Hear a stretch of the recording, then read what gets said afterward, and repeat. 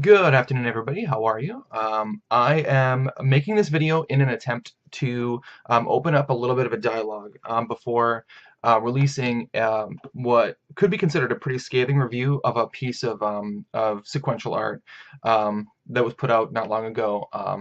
The Divided States of Hysteria, and there's been a lot of controversy around this comic book for Howard Chaykin's depiction of violence towards trans people specifically, but also generally inciting the idea of controversy being a main selling point for media, which as I was finishing up my sort of review of the first two issues of this book, I was realizing that I wanted to have a dialogue before doing that, before putting this out, because I am not a person who is trans. I am not someone who is directly, I'm not going to go as far as saying targeted by this book, by this work, but I do feel that there's a lot of problematic elements in in this book, and I want to be really passionately giving a view, which is kind of what this my set is about, is giving a view of like what the meaning behind sequential art sort of comes down to, right? But I wanted to open up for a moment and be a little bit vulnerable and ask, you know,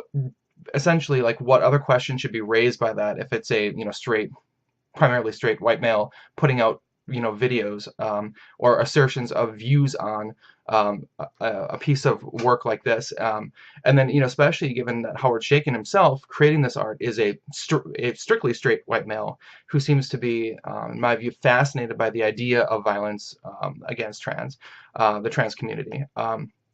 So I mean that's really kind of like the crux of like where my review and input kind of comes from, is from that perspective. But I also think that it's important in the times in the comic book industry right now, where comic books are really one side or the other. Either they address politics really directly, or they really just address philosophy and like the implications of superheroism. So you kind of have two extremes, and those things don't seem to be working together very well.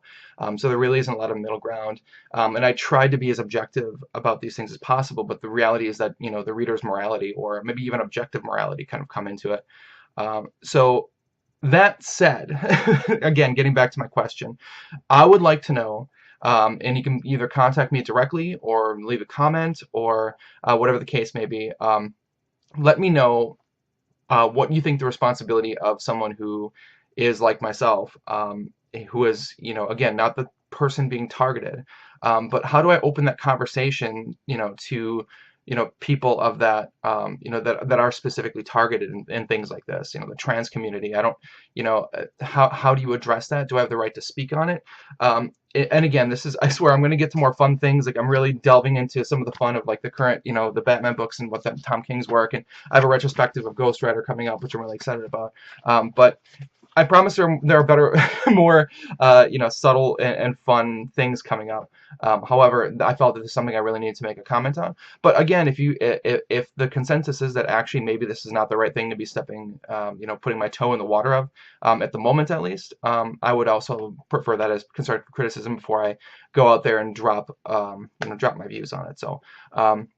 Like I said, leave a comment or just send me a message, personal message. Pretty much everybody that's going to see this knows me, so let me know what you think, and then we will go from there. And if all goes well, if there's nothing I can add or tweak on this article, the article will drop in the next 24 hours. It is complete. I just wanted to know, is there anything else that I can do to be a part of that conversation?